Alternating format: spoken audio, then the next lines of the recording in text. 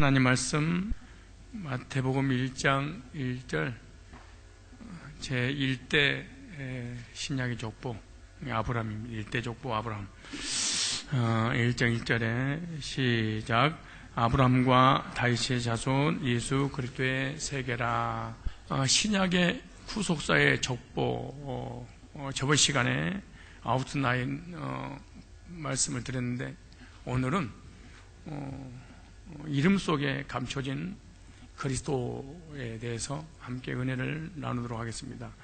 여기 중요한 중심 주제는요, 아브라함은 선택받은 이 백성들의 아버지가 되시는 예수 그리스도의 예표입니다. 아브라함을 통해서 하나님께서 예수님을 이름 속에다가 또 그 인생, 그 삶 가운데 숨겨놨습니다.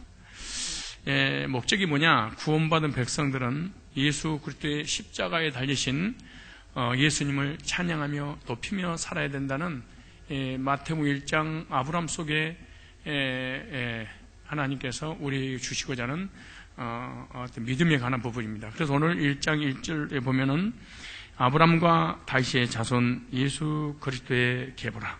아브라함이 이삭을 낳고 이삭이 야곱을 낳고 야곱은 유다와 그 형제를 낳고 마태복음 처음 여는 장은 바로 족보로 시작하는데 마태복음서 서두에 족보로 시작하고 있는 것은 바로 유대인들에게 왕으로 오신 예수 그리스도가 하나님의 아들이며 적통과 또 육적과 적통의 육적과 영적인 자손이라는 것을 나타내 주려고 하는 하나님의 의도가 있기 때문에 이 족보로 시작하는 거예요. 유대인들은 메시아 대망 사상을 가지고 있었으며 자신들을 구원할 자를 기다리고 있었습니다. 그 내용이 창세기 3장 15절부터 하나님을 떠난 타락한 인간들에게 메시아를 보내주셔서 그 메시아를 통하여 죄와 저주와 사망과 지옥의 문제를 해결하고 영원한 죄삼 받은 사람에게 영생을 주시겠다고 하는 이 놀라운 언약이 예언을 해 주셨습니다. 그렇기 때문에 그들은 여인의 후손으로 오실 메시아를 대망하며 살았고 또 구약에 예언되기를 메시아가 오시면 아브라함의 후손으로 올 것이고 또 아브라함의 후손 중에 다윗의 혈통을 좇아서 오게 될 것이다. 즉 아브라함의 후손이면서 왕족으로 오실 것이다 라고 예언했기 때문에 마태복음은 이렇게 아브라함과 다윗의 자손 이렇게 하면서 예수 그리스도를 소개를 하고 있는 내용이에요. 중요한 부분이에요. 그래서 아브라함과 다윗의 자손으로 메시아가 오시지 않으면은 이 사람은 메시아가 될 수 없다는 것을 보여주고 있고 너희들이 기다리던 그 메시아가 아브라함의 후손으로 여인의 후손으로 그리고 베들레헴에서 유대인의 왕으로 다윗의 혈통을 쫓아 만왕의 왕으로 오신 분이 바로 그리스도다. 이걸 알게 해 주시려고 마태복음 1장 1절에 아브라함과 다윗의 자손 이렇게 시작되는 거예요. 그래서 마태복음에 아주 중요한 이 족보가 기록됐는데 아브라함은 유대인들의 아버지인 이 구속사의 시작인 사람이고 다윗의 적통인 왕으로서의 시작인 사람이기 때문에 이 후손으로 오신 이가 바로 너희들이 기다리고 있는 구원자라는 것을 가르쳐주고 싶었던 하나님의 의도가 있었던 거예요. 그래서 이제부터 아브라함부터 다윗까지 족보를 통해 이 그리스도를 조명하는 그런 시간을 가졌으면 좋겠습니다. 먼저 아브라함도 이 땅의 구원자로 오신 예수 그리스도의 모형을 보여주고 있는 거예요.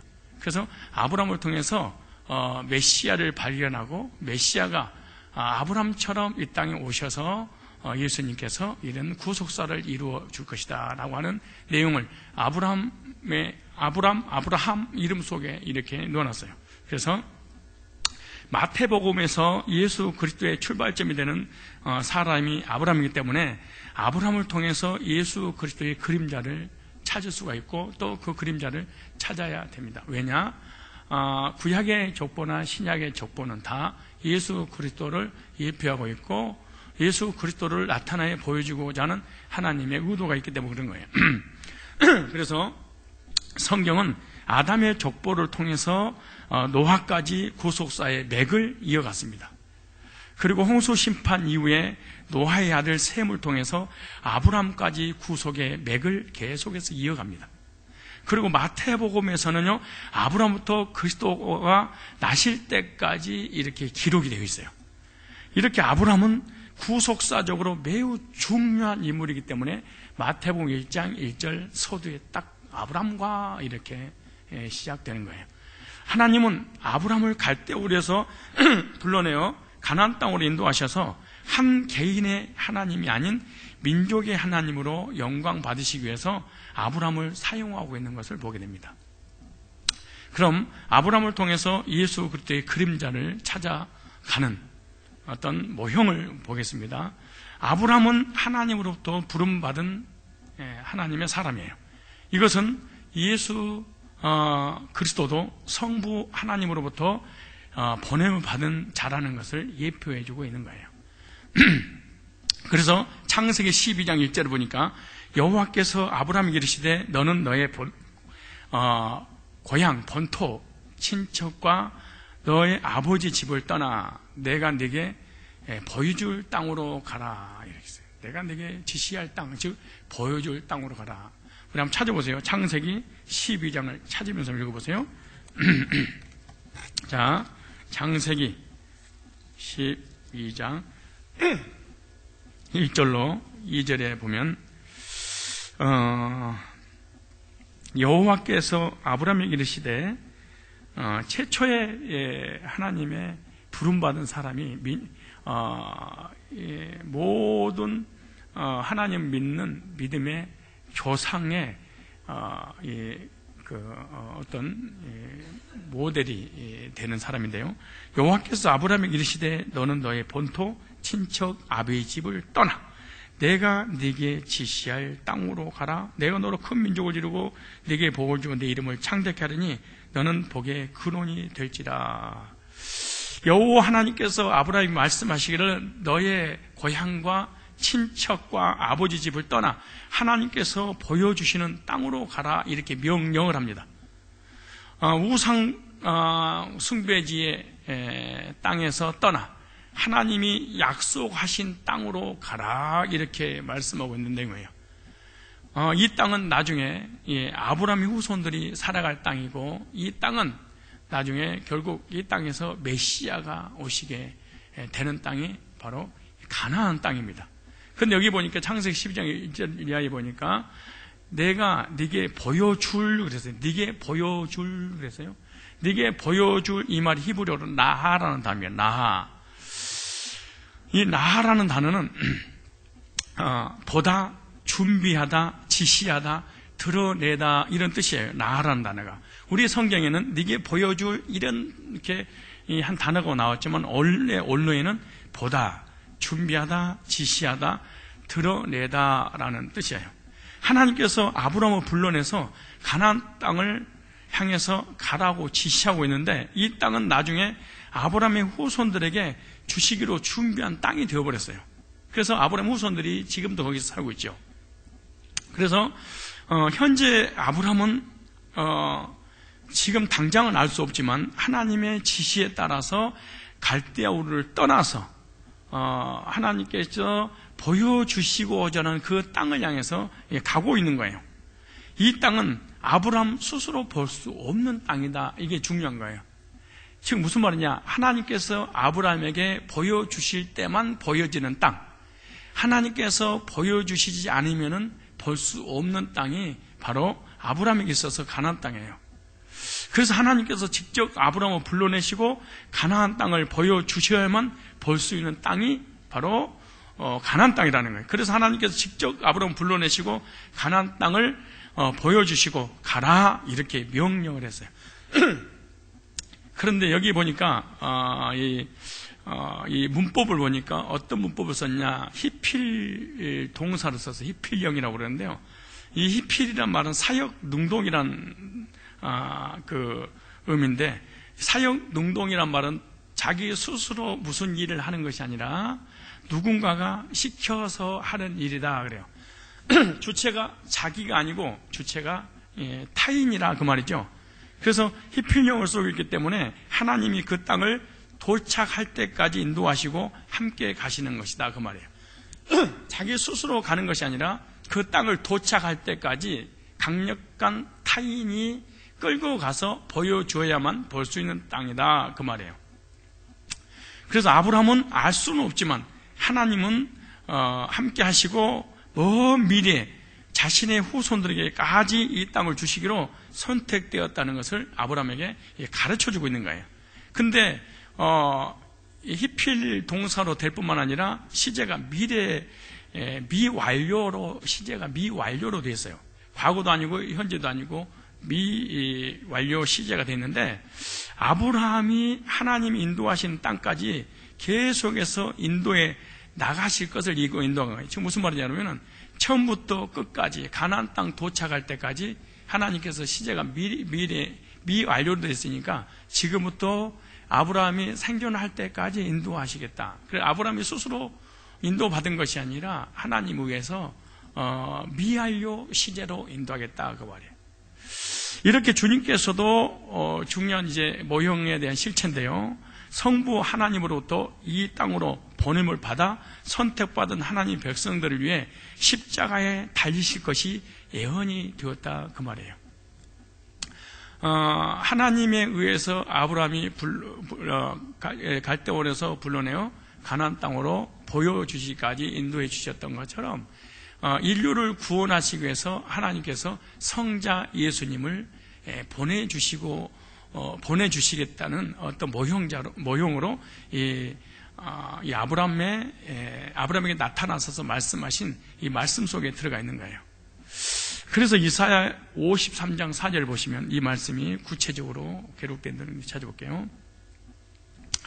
하나님께 선택받은 예수님께서 이 땅에 오셔서 인류를 위해서 십자가에 달려 죽으실 것이다 라고 하는 것이 아브라함을 부르시는 하나님 의도 속에 들어가 있는 것이 이사야 53장 4절에 보면, 이사야 53장 4절에 보면 그는 실로 우리의 질고를 지고 우리의 슬픔을 당하였거늘 우리는 생각하기를 그는 징벌을 받아 하나님께 맞으며 고난을 당한다 하였노라. 예수님께서도 우리의 질고를 지고 우리의 슬픔을 당하여 십자가에서 고난을 당하시게 된다는 내용이 구약에 이렇게 예언된 거예요. 그런데 우리는 생각하기를 예수님의 죄 때문에 하나님으로부터 징벌을 받았다고 생각하고 있었다는 거예요. 그러나 하나님은 아브라함을 불러내어 이스라엘 민족의 조상이 된 것처럼 예수 그리스도께서 아무 죄가 없으신 분임에도 불구하고 죄인들을 위해 대신 죄를 짊어지도록 보냄을 받으신 것이라는 거예요. 여기 보니까 하나님께 맞으며 그랬어요. 하나님께 맞는다 그랬어요. 이 하나님께 맞았다는 말은 원래 이사야 53장은 봉사가 읽어도 예수님에 관한 얘기인지 알아요. 이거는 중이 읽어도 이거 예수님에 관한 얘기구나. 무당 읽어도 이거 예수님에 관한 얘기구나. 내가 굳이 이걸 해석해 주지 않아도 이사야 53장은 예수님에 관한 얘기입니다. 그런데 여기 보니까 하나님께 맞으며 그랬어요. 이 맞으며 이 말이 낙하란 단어입니다. 낙하란 말은 맞아 죽다 이런 뜻입니다. 우리는 그냥 하나님께 맞았다 이렇게 하는데 언어에 보면 맞아 죽다, 찔러 넣다, 쳐 죽이다 라는 뜻입니다. 성부 하나님께서는 자신의 독생자 예수 그리스도를 이 땅에 보내셔서 채찍에 맞게 하시고 십자가에서 양손과 발에 대못이 찔리게 하시고 옆구리에 창을 찔려 넣게 선택되었다 이렇게 말해요. 그러니까 예수님은 만세 전에 십자가에서 손과 발이 찔리고 옆구리에 창에 찔려서 언제 문제를 해결함으로 사망의 문제 해결받고 구원의 길로 인도하게 해서 예수님에 대해서 이렇게 예정된 것이 구약의 이사야 53장 4절에 예언이 된 거예요. 이렇게 예수님께서는 저와 여러분을 위해 죄를 짊어지고 실제로 2000년이 있다 오셔서 이사야 53장 4절대로 그대로 죽으셨어요. 이렇게 십자가에 달리신 것은 나를 위해 대신 지명을 받아 고난 당하시는 것이 예정되셨다 이렇게 말하는 거예요. 그런데 여기 이 문법을 보니까 호팔령이라고 있는데 호팔령을 사용하고 있기 때문에 예수님이 아니면 어느 누구도 대신 이 십자가의 고난을 감당할 수 없다는 거예요. 그래서 하나님께 지명받고 하나님께 지시받아서 지구상의 70억 인구가 다 이 길을 간다고 해도 갈 수 없고 딱 한 분 예수님에게만 이런 고난을 당하셔야지 우리를 구원할 수 있다라고 하는 거예요. 그런데 여기서 고난을 당한다 이 말은 이 아나라는 단어는 고난당하다, 괴로워하다, 학대받다, 벌받는다라는 뜻이 바로 고난당한다, 이 아나라는 단어입니다. 오늘 이런 부분들은 추수감사절이라든가 수련회 가면은 이게 퀴즈에 다 나오겠죠. 왜냐하면 이 구원에 관한 부분이 안 나오겠습니까? 예수님께서는 유대인들과 로마인들에 의해서 고난을 당하시고 고통스럽게 십자가형을 실제로 받으셨어요. 그리고 십자가에서 6시간 동안 고난을 당하시면서 뜨거운 태양 아래 물 한 모금 드시지 못하고 괴로워했었고, 그 괴로웠던 내용이 구약에 예언되었고, 예언된 대로 2000년 전에 십자가상에서 이렇게 고난을 당하셨어요. 이렇게 구원자로 오셔서 잃어버린 양들을 찾기 오셨는데 이 양들에게 학대를 받는다 그 말이에요. 양들을 구원하기 위해서 양들을 찾아왔는데 양들에게 도리어 학대를 당하게 될 것이다 라고 이사야 53장 4절에 이미 예언이 됐는데, 그 예언된 대로 실제로 자기 땅에 오매 자기 백성이 영접지 아니하였으나 그러게요. 자기 양들을 구원하려고 유대 땅 베들레헴에 나셔서 이스라엘을 구원하려고 오셨는데 자기 백성이 예수님을 학대하고 예수님을 죽이고 예수님을 십자가에 못 박혀 죽게 만들었다. 그런데 구약에 꼭 이렇게 할 거다. 문법으로도 이렇게 예언이 됐고, 단어적으로 예언이 됐고, 문장으로 이어졌고, 절적으로 다 이렇게 예언이 된 거예요.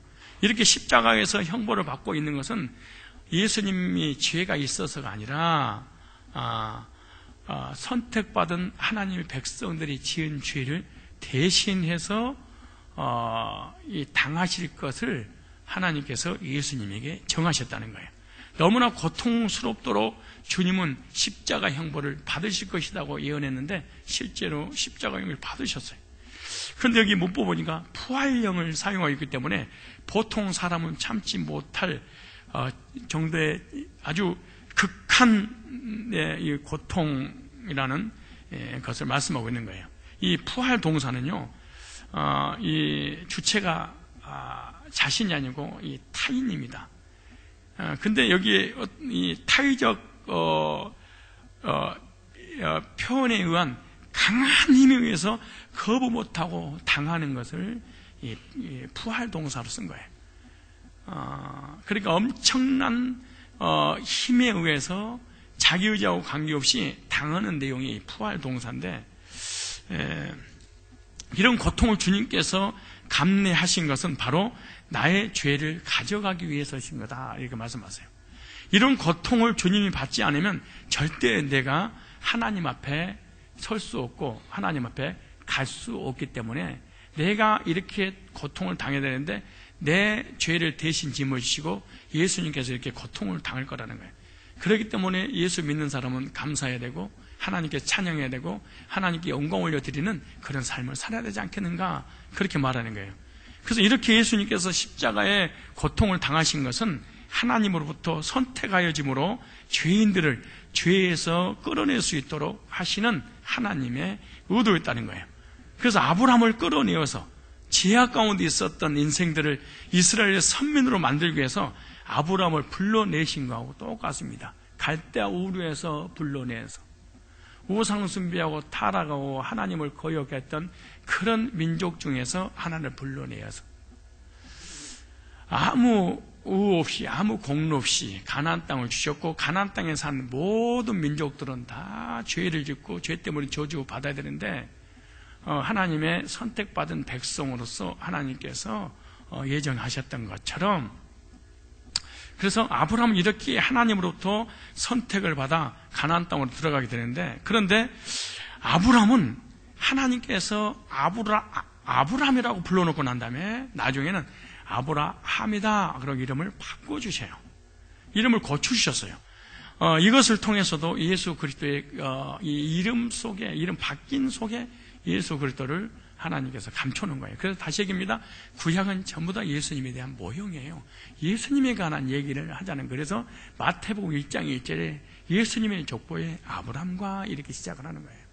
왜냐? 구약에 이미 아브라함 또 아브라함 이렇게 이름 바뀐 속에다가 내가 하나님과 예수님과 또 예정 가운데 구원할 우리들을 이렇게 다 넣어놨다는 거예요.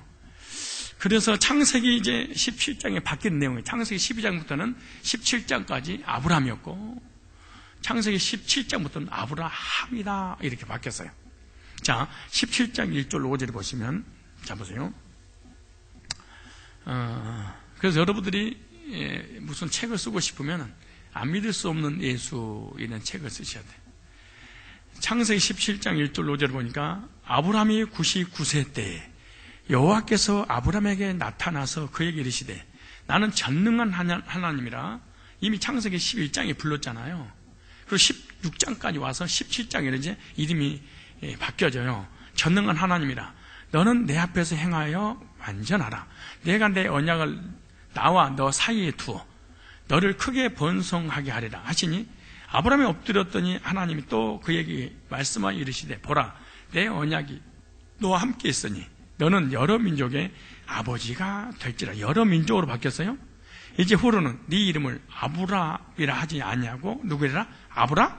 아브라함이라 하리니 이는 내가 너를 여러 민족의, 한 민족이 아니고 여러 민족의 아버지가 되게 하림이라. 그래서 아브라함이 99세 여호와 하나님께서 나타나신 내용입니다. 그리고 말씀하시기를 나는 전능한 누구다? 하나님이라 말씀하시고 내 앞에서 어떻게 해라? 완전하라 하시면서 언약을 세우셨어요. 언약을 하셨어. 그러면서 하나님은 언약하시면서 아브라함 이름을 아브라함으로 이 바꾸어 주신 내용이 창세기 17장에 나온 내용이에요. 이것을 통해서 예수 그리스도의 모형과 이 그림자를 찾을 수 있는 것은 아브라함의 삶은요 예수님의 사생애를 예표하고 있는 거예요. 공생의 전을 사생애라고 하는 거예요. 사적인 생애. 그리고 33세 때 공적인 하나님의 일을 시작했다 그 말이잖아요. 그래서 아브라함의 삶은 예수님의 공생애를 얘기하는 거예요. 그러니까 아브람 이것은 예수님의 사생애, 아브라함 이건 예수님의 공생애. 그러니까 아브람은 어떤 의미를 가지고 있냐? 고귀한 아버지 이런 뜻이에요. 아브람이 네 글자와 세 글자가 달라요. 네, 그래서 하나님께서 갈대아 우르에서 부르실 때는 이 아브람이라는 이름을 가지고 있었어요. 이것은 고귀한 아버지로서 한 가정의 사역을 의미한 거예요. 그래서 아브라함이 되기 전에는 그냥 한 가정의 존귀한 고귀한 자녀들의 부모님으로 살아가는 거예요. 한 가족 공동체라 그러죠. 그런데 아브라함이 되버리면 이제 열방, 민족 공동체로 바뀌게 되는 것이잖아요. 그래서 나는 예를 들어서 이제 사생의 기간은 뭐냐? 목사 되기 전. 공생애가 뭐냐? 목사가 되고 난 이후. 목사 되기 전에는 박정은의 남편, 고명은의 father, 어머니의 사이, 뭐 이렇게 있었지. 근데 목사가 딱 되면 이제 사생에 이제 공적 사역을 하기 시작하기 때문에 한 개인의 일로 끝나서는 절대로 안 된다 그 말이에요. 무슨 말인지를 이름 속에 여러분도 적용할 수 있고 예수님의 구속사도 왜 하나님 이름을 바꿔줬을까? 다 의미가 있다. 이렇게 성경을 이렇게 연구하고 풀다 보면은 마태복음 1장을 한 10년 정도 해야만이 이 마태복음 1장이 이제 풀려 나가게 되는 거예요. 근데 결코 쉽지 않아요. 이런 내용 주석이라든가 막 이런 데 파헤친다고 나오는 문제가 아니고, 그래서 구속사를 성경 망원경으로 전체를 보지 않고는 안 보이는, 망원경으로 봐야지 이거는 보이고, 또 현미경으로 관찰할 때 보는 거예요. 박진 장로님 안 오셨네? 오셨구나.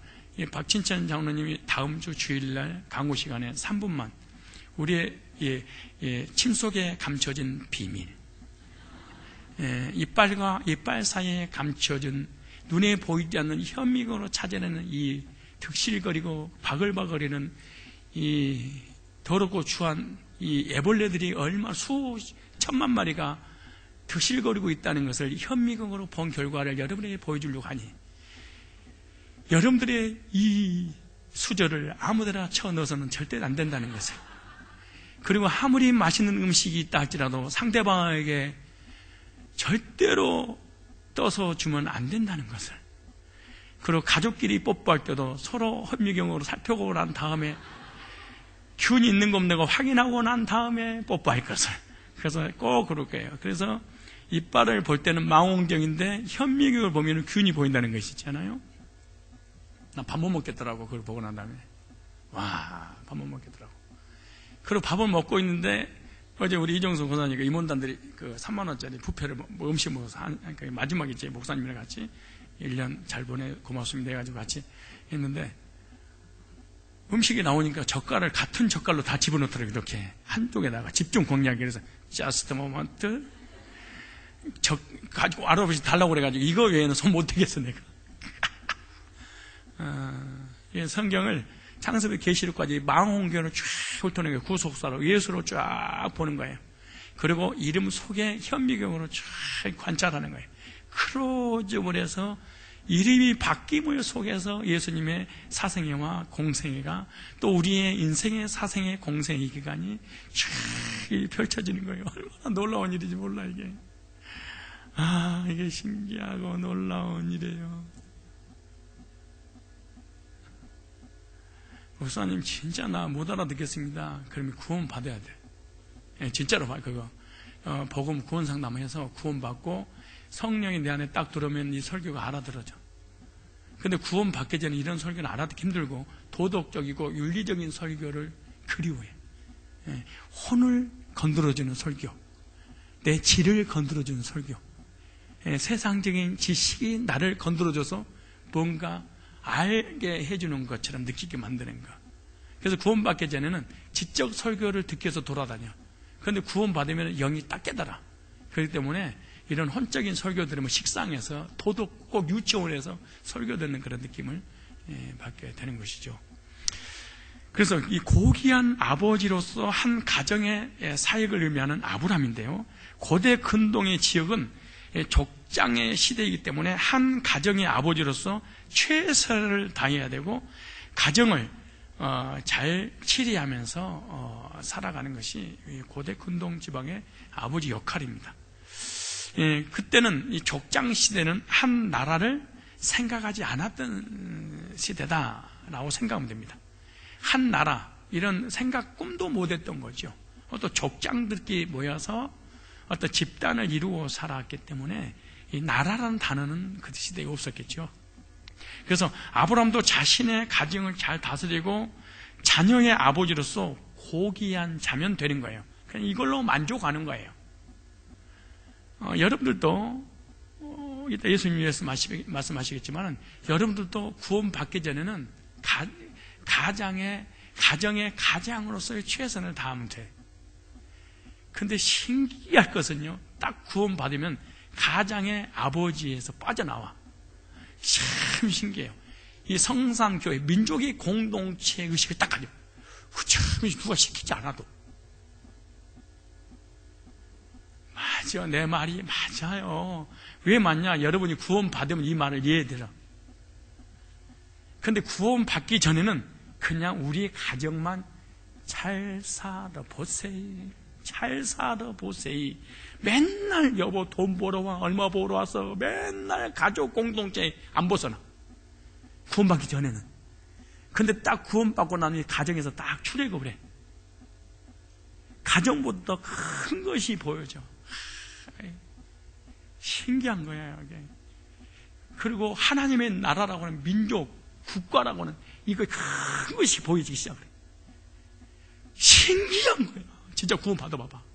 이건 내가 이렇게 얘기를 안 해도 자기 스스로가 알아. 옛날에는 우리 애들, 우리 부모님, 우리 아내, 우리 남편, 우리 가족 공동체만 우선순위에서 잘 살면 되지래. 근데 딱 거듭나면은 교회가 쫙 펼쳐지죠. 이게 뭐냐? 아브라함이 아브라함으로 바뀌고 있는 거예요. 사생의 기간에서 공생의 기간. 이 목사님, 난 왜 옛날에는 그 가정밖에 없고 우리 식구밖에 없는 구원받고 났는데 왜 교회를 위해서 기도하고 교회를 위해서 헌금하고 교회에 대해서 관심 갖고 교회를 위해서 걱정하고 하나님 나라 왜 이렇게 마음이 이렇게 커져요? 바뀌어서 그래. 아브라함으로. 그러니까 진짜로 이 말씀이 이해를 못하면 진짜 이 복음 들어야 돼. 진짜 복음 들어야 돼. 이미 아브라함이 아브라함으로 바뀌면서 예수님의 사생이고 공생으로 바뀌고 우리 애가 구원받기 전에 남한을 위해서 이 땅을 위해 살아갔던 것이 구원받고 난 다음에 이 하나님의 나라를 위해서 희생하고 헌신하고 공동체인 교회가 아니로 딱 바뀌어져요. 신기해 이게. 참 신기할 정도로 바뀌죠. 이거 초등학교든 중학교든 고등학생 그거 전혀 관계없어.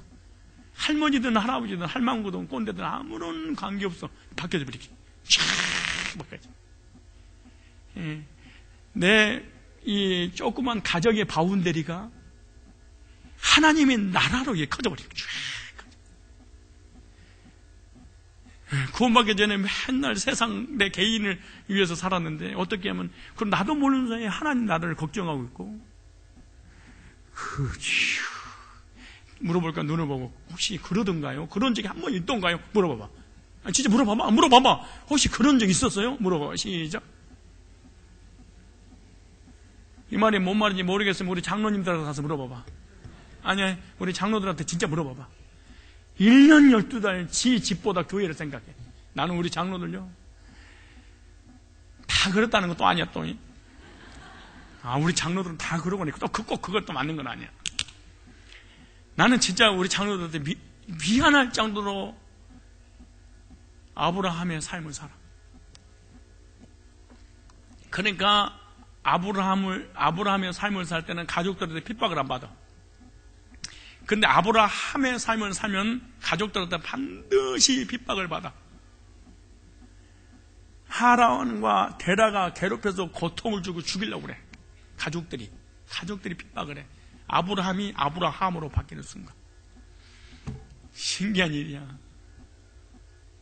목사님, 나는 가정에서 그 누구 아무도 핍박 안 하는데요. 그럼 너는 아브라함이에요. 너무 어렵게 그냥 이렇게 복잡하게 생각하지 마. 나는 몇 장 몇 절을 통해서 구원받고 어쩌고 그런 거 없어. 그냥 나는 예수 믿는다고 교회를 생각하고 복음을 생각하고 하나님 나라를 생각하고 공동체 생각하다가 내가 핍박을 받고 있다. 그럼 여러분 아브라함이야.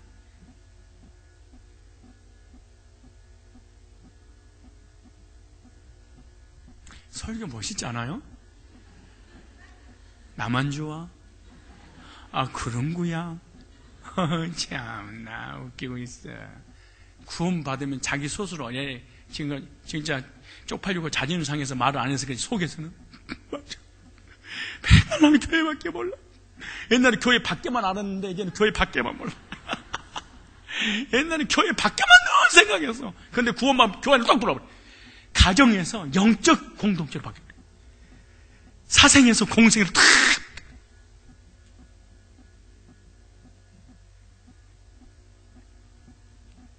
그래서 가끔은 내가 미쳤나 내가. 정말로 우리 장로님들 아무나 만나봐봐. 얘기 한번 해요. 어떤가. 24시간 중 23시간을 교회를 생각하더라고. 나는 이 형 미쳤더라고 보니까. 근데 이분들이 구원받기 전에 안 그래서 전부 다 술 생각하고 담배 생각하고 막 맨날 세상 막 이런 것들이지. 이것은 바로 예수 그리스도의 사생의 기간을 의미하고 있는 거예요. 아브라함이. 마태복음 13장 찾아볼까요? 사생의 기간을 볼까요? 마태복음 13장. 어쩌면 이게 똑같은지. 그래서 아브라함 속에 감춰진 그리스도. 아브라함 이름 하나 속에 예수님의 인성과 신성과 사생의 공생의 구속사를 쌍담았습니다.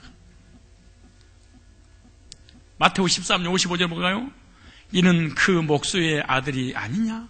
그 어머니는 마리아, 그 형제들은 야고보, 요셉, 시몬, 유다라 하지 않느냐? 지금 아브라함이 되기 전에 어떤 상태? 아브람. 지금 예수님은 공생의 전에 누구예요? 요셉의 아들로서 목수의 아들로 살아. 그리고 아버지가 아들에게 자신의 기술을 가르치는 경우가 많았는데 예수님은 30년 동안 한 가정의 아들로서 살았다고 마태복음은 증언하고 있는 거예요. 그래서 목수의 아들로 살면서 그 사생의 기간을 최선을 다해 산 거예요. 이런 모습을 사람들이 보고 난 후 예수님을 그리스도라고 인정을 안 해버리는 거야. 왜? 사생의 기간에 사람하고 똑같은 삶을 사니까. 그래서 사생의 삶을 살 때는 기적과 능력과 예적과 이거 아무것도 나타나지 않았고 하지도 않았지요. 완전하신 하나님이시면서 완전하신 사람이지만은 하나님은 우리 인간하고 똑같이 30년의 생을 이렇게 아무 능력 없이 이렇게 사셨던 거예요. 그런데 어느 날 이 예수님께서 갑자기 나는 메시아다, 그리스도다, 내가 하나님의 아들이고 인류를 구원하려고 너희를 구원하려고 이 땅에 왔다. 그러니까 안 믿어버리는 거예요. 안 받아들이는 거예요. 그래서 목회자들도 자기 집안 식구들은 잘 인정하지 않아요. 우리 목회자들도 마찬가지고 장로님들도 교회에서는 우리 장로님, 우리 목사님 그러잖아요. 집에 가면은요, 우리 장로님은 야 이마 밥해, 청소 좀 해, 뭐하고 왔어? 기도하고 왔어? 기도가 다야 이 새끼야. 집구석이 그냥 난리 치고 있는데. 그러니까 교회에서는 막 존경을 받는데 집구석만 들어가면은 사생의 기간을만 봐가지고 인정을 안 하는 거예요, 이게. 그래서 전라남도 장원 안양의 비동네에서 내가 목회를 안 해요. 왜냐 그러면 내 친구들이 그러는 거예요. 나한테 전화 와가지고 여보세요 그랬더니 야 썩을 놈아 나한테 그러더라고. 그래서 내가 여보세요 저 성산교회 고목사입니다 그랬더니 썩을 놈아 알아. 그래 저 고강정입니다. 누구세요? 그랬더니 야 썩을 놈아 나 비동 아니 나 백주선이요 썩을 놈아 나 이래. 아 주선이었구나 너야. 그랬더니 야 썩을 놈 너 목사 됐던 마 나 이러더라고.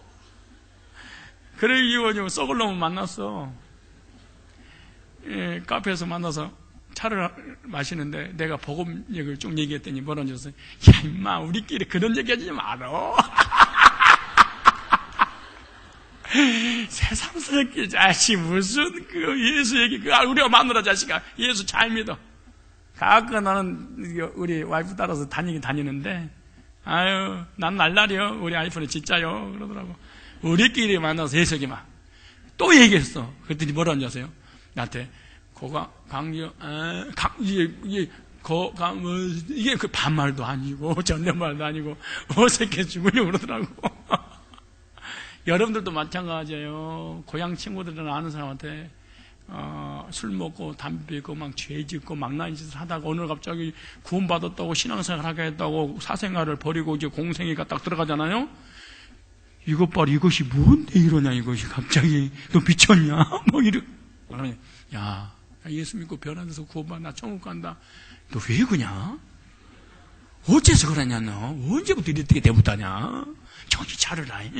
그 우리끼리 또 예수고 뭐고 야수고 그게 뭐 그런 얘기를 하냐? 목자 보게 야 따라 이 새끼야. 예수님이 30년의 삶을 사생의 삶을 사니까 사람들이 능력이 나타나지 않아 믿지 않음으로 주님께 능력이 나타나지 않았다고 그렇게 얘기를 한 거예요. 그래서 아브라함의 이름을 가지고 있는 시기가 예수님의 요셉의 아들로 살았던 한 가정의 목수의 아들로 살았던 기간을 의미해주고 있다. 이렇게 모형으로 그림자로 보여주고 있는 거예요. 그리고 또 하나는 아브라함입니다. 아브라함 똑같습니다. 언어도 아브라함, 우리 한국말도 아브라함. 이 말은 무리의 아버지, 민족의 아버지라는 뜻입니다. 그래서 아브라함의 삶은 한 가정의 아버지로서의 삶이라면 하나님께서 아브라함으로 이름을 고쳐주시는 것은 한 민족의 아버지로서 삶을 이제 살아라. 열방의 아버지로 살아라. 인류의 아버지로 살아라. 그런 얘기예요. 그래서 유대인들에게는 이름에 큰 의미가 있습니다. 그 이름을 지을 때마다 그대로 하나님께서 살게 해주신다고 했기 때문에 그 인생이 걸린 문제고 인격과 환경이 묻어나는 것이 바로 이름이 있습니다. 저도 이름이 의미가, 우리 한국 사람들, 여러분 자녀들 이름 지을 때 무조건 그냥 막 지어요? 개똥아, 소똥아, 말똥아, 돌쇠야, 막 이렇게 지어요? 우리 아버지가 내 이름을 기가 막히게 지어서 높을꽃 빛광 세북종, 예? 높고 높은 예수의 복음의 빛을 증거하는 이 하나님의 종이란 얘기잖아. 근데 이름대로 돼버렸잖아. 여러분들이 아멘 안 해서 그렇지? 이제부터는 너는 한 가정이 아니라 한 민족의 아버지로서, 열방의 열국의 아버지로서 살아라, 그 말입니다. 그래서 아브라함으로 바꿔주신 이름처럼 아브라함은 이스라엘 민족의 아버지가 실제로 돼버렸어요. 이처럼 예수님께서도 요셉의 목수의 아들로 끝나지 않으시고 하나님의 아들로서의 삶을 살겠다는 거예요. 이제 인성의 삶을 사는 것이 아니라 신성의 삶을 산다는 거죠. 이제는 개인의 일을 하는 것이 아니라 하나님의 일을 해야 된다는 거예요. 어떤 가정의 일을 하는 것이 아니라 인류의 구원의 은혜를 이루기 위해서 십자가를 지는 그 일을 해야 된다는 것을 예수님이 이 땅에 오셔서 사생애와 공생의 사건을 통해서 아브라함과 아브라함을 통해서 보여주고 있다는 거예요. 한번 찾아볼까요? 마태복음 3장. 이제 공생애를 어떻게 시작하시는 거 보세요. 사생에서 공생애로, 아브라함에서 아브라함으로 어떻게 바뀌는가? 여러분은 고 갱종에서 고 강종으로 어떻게 바뀌는가? 죄인에서 의인으로 어떻게 바뀌는가? 성도로 어떻게 바뀌는가? 하나님 백성 어떻게 바뀌는가? 참 이게 바뀌는 거예요, 이게요. 여러분들은 성도님이라고 보세요. 그리스도인, 하나님 백성, 의인. 마태복음 3장 13절 보세요. 13절. 이때 예수께서 갈릴리로부터 요단강을 이르러 요한에게 세례를 받으라 하시니 요한이 말려 이르되 내가 당신에게 세례를 받아야 할 터인데 당신이 근데 이거 잠깐 생각나는 게 있는데 그 머리 빡빡한 고려대 교수 그 빡빡 도울 개병욱인가 있잖아요. 나 그 사람 EBS인가 거기 그 사람 프로를 내가 한번 봤어요. 그 사람 참 무식하대. 난 이렇게 태어나서 이렇게 무식한 사람을 처음 봤는데 이 본문을 해석하더라고. 성경을 자기가 청년 때 죽을 말똥 하다가 수십 독 영어로 읽었다고 하면서 얘기를 하는 거야. 예수님께서 왜 세례 요한에 세례를 받았는가 그거 설명하는 거야. 그 이유는 세례 요한 주변에 세례를 요한이 주니까 주변에 사람이 막 몰려와. 아, 군중을 끌려면 세례를 받아야 되는구나. 그래서 군중에 왕초하려고 세례 받았다고 이걸 해석하는 거야. 나는 진짜 이게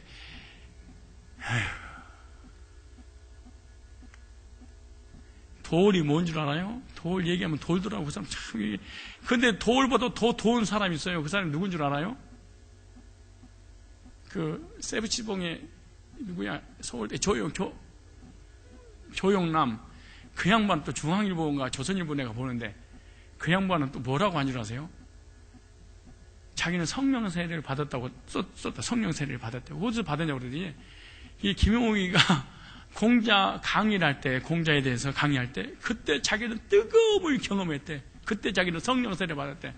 아, 전도사가 할 짓이야 이게. 아니 진짜 이게.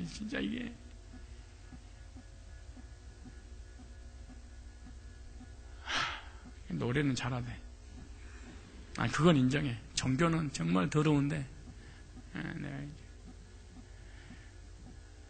맨날 노래를 불러도 우리 어머니는 권사님인데 권사가 어쩌고 맨날 까고 우리 아버지는 술 주정뱅이 맨날 노래가 그런 노래를 지었대. 걔가 또 그 노래 있어요. 그 노래 우리 엄마는 권사님이고 권사가 맨날 교회 가서 어쩌고 맨날 헌금 내고 뭐 좀 맨날 그 얘기야. 우리 아버지는 술 주정뱅이 나는 뭐 잡종 뭐 어쩌고 막 그런 노래가 있어. 한번 들어봐. 있어. 없어요? 있다고. 그게 예수께서 갈릴리로부터 요단강에를 요한에게 세례를 받으라 하신 요한이 말려 이르되 내가 당신의 세례를 받아야 할 터인 당신이 내게로 오시나이까 예수께 대답하여 이르시되 이제 허락하라 우리가 이와 같이 하여 모든 의를 이루는 것이 합당하니라 하시니 예 요한이 허락하시는지 예수께서 세례를 받으시고 물에서 올라오실 때 여기서부터 이제 공생애가 시작되는 거예요. 여기서 드디어 구속사가 하나님의 신성으로서 인성을 가지고 사시다가 신성의 역사가 드디어 일어난 거예요.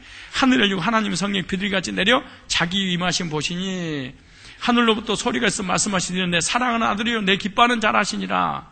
예수님께서 사생의 삶을 마감하고 공생애로서 하나님의 아들로 사시는 때가 바로 이때부터 시작되는 거예요. 이때가 요단강에서 세례 요한에게 세례를 받으시고 난 후에 예수님의 삶이 드디어 달라지기 시작을 해요. 우리가 예수 믿고 구원받고 난 다음에 달라지듯이 개인의 삶에서 공동체의 삶으로 바뀌어져 버리듯이, 이거 모형이니까. 아브라함은 예수님 모형, 예수님은 구원받은 성도의 모형이니까 그렇죠. 예수님이 세례를 받고 난 후에 하늘이 열리고 하나님의 성령이 비디가 내렸으며 하늘로부터 음성이 나오는데 사랑하는 아들이며 기뻐하는 자는 소리가 들렸어요. 이때 아브라함으로 하나님께 이름을 바꾸어 주신 것처럼 하나님께서 요셉의 아들이 아닌 하나님의 아들이라 불러주는 거예요. 지금까지는 모든 사람이 예수님에 대해서 뭐라고 그랬어요? 요셉의 아들 그랬었잖아요. 요셉의 아들이 아니냐 그러잖아요. 그때는 무슨 기간이니까? 사생의 기간이니까. 이제는 공생의 기간이 시작되어지니까 이제는 공적 하나님의 사역을 하기 시작하니까 뭘로 바뀌는 거예요? 하나님의 아들로 바뀌기 시작하는 거예요.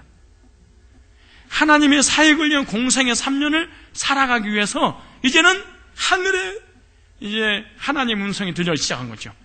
그럼 이제 우리는 여기서 중요한 영적 의미를 발견하게 되는데, 예수님은 세례를 받을 필요가 없는 분이에요. 왜? 하나님이시고 하나님의 아들이기 때문에. 그런데 세례 요한에게 세례를 받으신 것은 아주 중요한 영적 의미가 있다는 거예요. 예수님이 사생의 삶을 살기 위해서는 인간의 몸을 꼭 입고 오셔야 된다는 거예요. 그래서 성령을 잉태하여 마리아의 몸으로 이 땅에 오셨는데 이 몸으로 하나님의 사역을 할 수 없습니다. 마리아, 인간의 몸을 입고는 구속사를 이룰 수는 없어요. 하나님 뜻을 이룰 수 없어요. 그래서 세례를 받으시고 육신의 몸은 죽고 하늘로부터 다시 태어났다는 표시로 세례를 받으신 거예요. 이제 육적 사역이 아니라 영적 사역, 땅의 사역이 아니라 하늘의 사역을 해야 되니까 하늘의 사역은 하나님의 부르심 받아서 하늘의 뜻을 이루어서 하나님께로 인도해야 되기 때문인 거예요. 그래서 예수님께서 세례를 받으시고 하늘에서 음성이 들리고 비둘기같이 내리고 하나님께서 말씀하신 내 사랑하는 아들이여 내 기뻐하는 자라, 이것을 통해서 우리에게 보여주시고자 하는 영적 원리가 있는데 우리가 구원받을 때 똑같이 이런 일이 벌어진다는 거예요. 참 신기해요. 참 신기한 일이에요. 우리가 거듭 교회를 수십 년 다니고 목사 장로해도 구원받기 전에는 사생의 삶을 사는 거예요. 내 개인을 위한 삶을.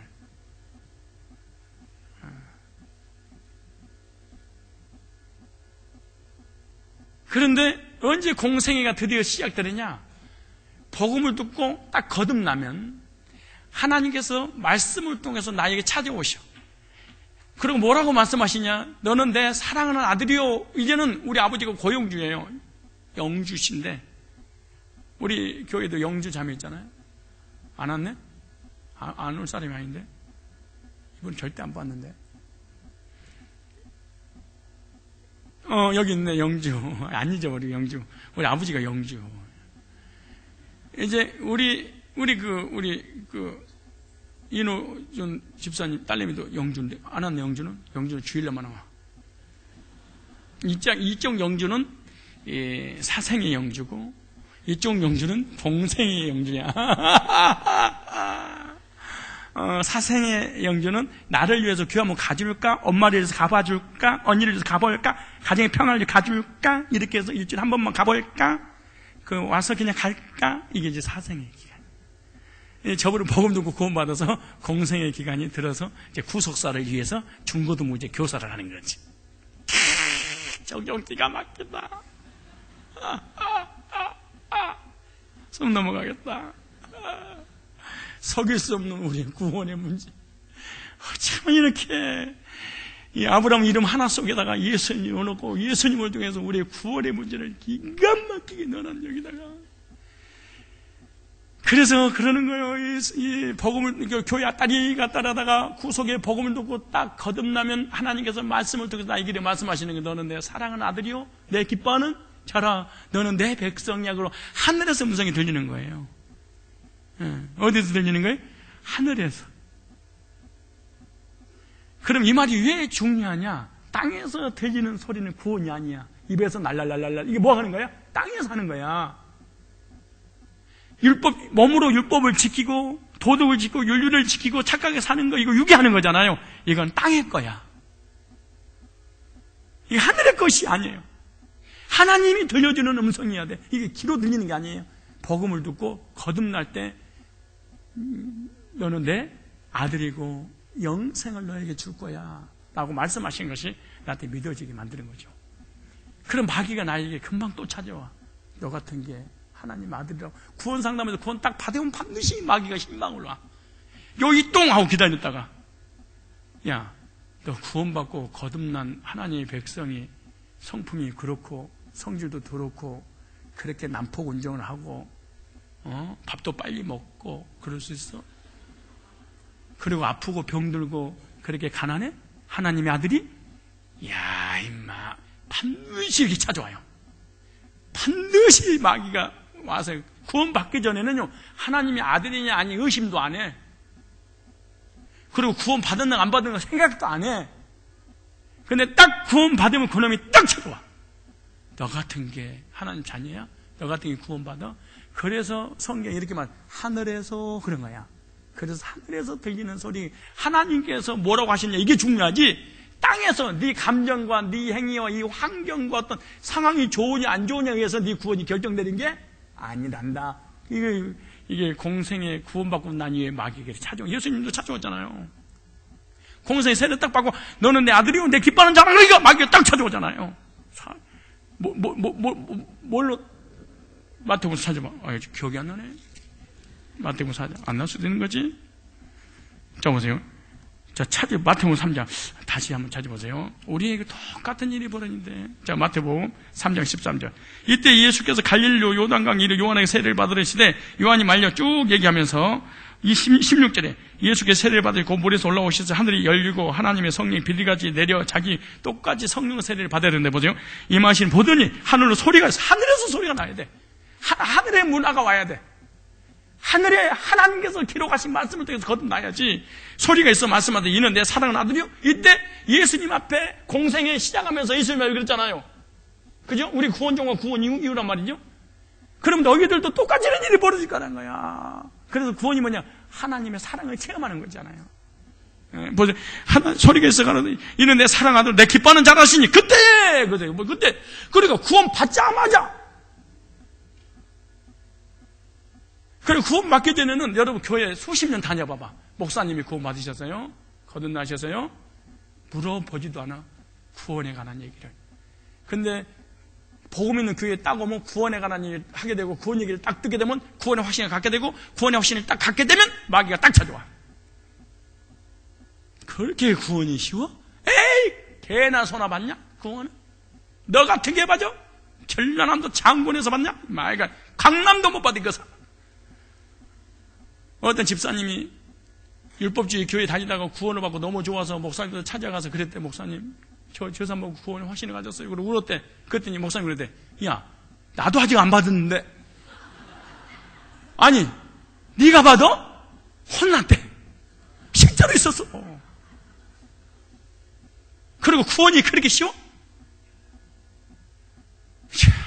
나 정말, 너는 못 받아도 나는 받을 수 있지 않겠어요?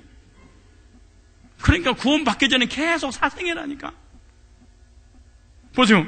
여러분 교회 열심히 다니고 기도 많이 하고 열정을 가지고 있는 사람요, 한번 물어봐봐. 이게 참 위험한 사람이에요.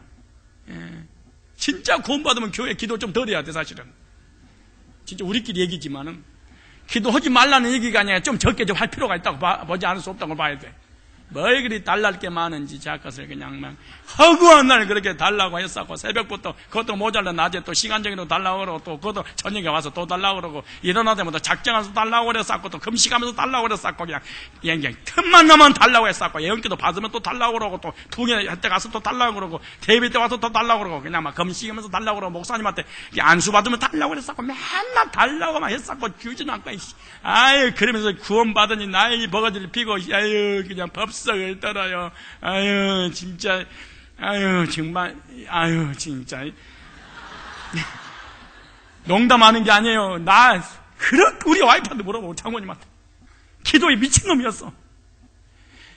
그냥 공허하니까, 그냥 막, 너무너무, 아침에 일어나면 죄를 지냐. 저녁에 꿈에서도 죄를 지어 총각이니까. 그 아침에 일어나면 벽에다가 벽을 치는 거예요. 머리를. 어제 저녁에 꿈속에 죄를 지은 거 용서해달라. 그리고 1월 1일 되면 금식기도, 오살일 금식기도 올라가서 일주일 금식하는 거. 하나님, 1년 동안 지은 죄 정산 안 합니다. 그래도 막 방언을 하고 예언을 하고 손만 얹으면 방언이 터지고 우리 아이버 증인이라니까.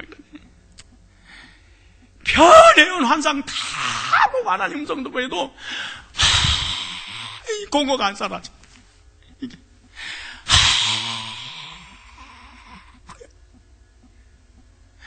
그냥 한 게 아니고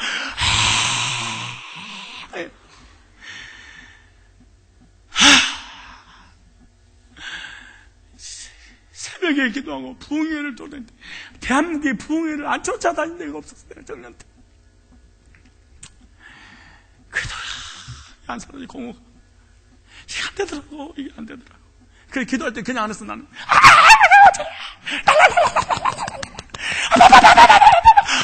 막 미쳤다. 미쳤었다니까 내가. 어디서 기도나 되겠지 말이야. 에휴 진짜 그거 나한테 되겠지 마. 아유 내가 진짜 내가 방언이 터져가지고 버스를 타는데 방언이 터지니까 얘기를 해서 창문 열어놓고 창에다 대라. 아야. 오사님 금식기도회가 아니고 방언을 받았잖아. 그 집사님 거기서 방언을 딱 받아가지고 오는데 이게 안 터지는 게 이게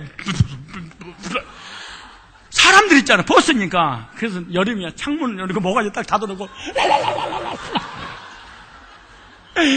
우리 개 있잖아. 우리 개 2마리 내가 차에 딱 나는 2마리가 대가리 때문에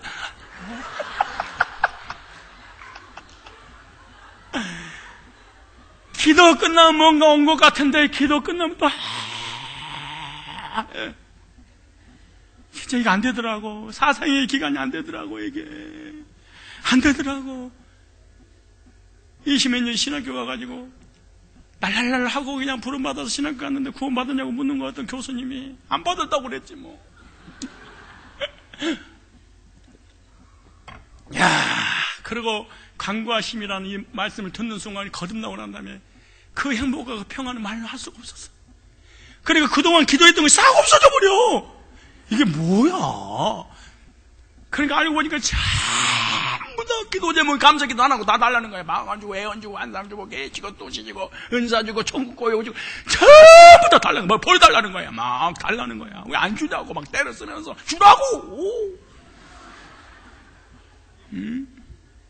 그래서 기도만 하면 방언 주세요, 애원 주세요, 환송 주세요, tuk시 주세요, 계시 주세요, 천국 갔다 오게 해주세요, 지옥도 보게 해주세요. 맨날 뭘 달라는 것만 정해놓고 달렸어. 나는 해마다 공허가 안 사라져. 안 사라져. 이 말 들으면은 기도파는 금방 느낄 거야. 맞아요 목사님. 나도 그랬어요. 안 되는 건 안 되는 거예요. 절대 못 속이는 거예요. 공생애와 사생의 기간을 못 속이는 거예요. 구원 전과 구원 이후 땅에 들리는 육적 노력과 하늘에 내려오는 하나님의 행위가 다른 거야. 이게 무당도 배워서 하는 무당이 있고 내려서 하는 무당이 있어. 그런 얘기하지 마라. 배워서 하는 무당은 한계가 와. 통밥 연사야. 아휴 정말. 우리도 사생의 기간이 있었는데 이 기간은요 죄악된 몸으로 인생을 살아가며 부모의 몸을 통해서 이 땅에 나온 것을 말하는 거예요. 이 몸으로 절대로 하나님의 아들이 될 수 없단다 그 말이야. 기가 막힌 말이잖아요. 부모로 태어난 그 몸은 절대로 천국 못 간단다. 도덕을 지키고 윤리를 지키고 율법을 지키고 선하게 살고 온갖 공덕을 쌓아도 육으로 난 것은 육이요 영으로 난 것은 영이니 고깃덩어리가 아무리 노력해도 고깃덩어리지 사람이 될 수 없듯이 사람이 아무리 노력해도 하나님의 아들이 돼서 천국 갈 수 없단다. 부모로부터 태어난 이 육은 절대로 천국 갈 수 없단다. 그래서 하늘의 음성이 들려서 영으로 거듭나야 하리라. 니고데모에게 그래서 말씀하신 거예요. 육으로 태어난 것은 영원한 육적 형벌, 영적 형벌을 면할 수가 없습니다. 하나님의 심판을 받을 수밖에 없습니다. 왜? 언제와 자범죄 때문에. 그러면 언제 공생의 기간으로 다시 태어나게 되느냐? 바로 예수 그리스도를 영접할 때 공생의 기간으로 딱 태어나는 거예요. 진정한 참된 안식과 평안과 행복이 와. 진짜 교회 오래 다니는데 평안과 행복이 없으면 정말 복음 드려야 됩니다. 정말 복음 드려야 돼.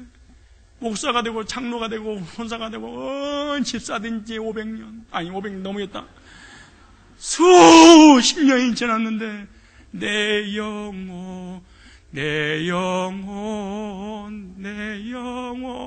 공허해 이러면 되겠어? 한번 생각해봐. 하늘의 음성이 들렸는데 나 어느 곳에 있든지 늘 마음이 공허해. 말 같은 소리를 해야지. 주 예수 주신 공허함. 이게 말 돼요? 아유, 진짜 웃기고 있어요. 그래서 요한복음 3장 3절 5절에 그런 거예요. 예수께서 대답하여 이르시되 진실로 진실로 이르는 사람이 거듭나지 아니하면 하나님 나라를 볼 수 없느니라. 주여! 그러면 엄마 뱃속에 다시 들어갔다 다시 나옵니까? 그럼 두 번이게. 이런 세상에. 아니, 서울대 출신이다가 총신대 대학원 나와서 박사학위 받은 분이 이런 말을 해야 되겠어요? 아이, 그 150 이상 된 사람이.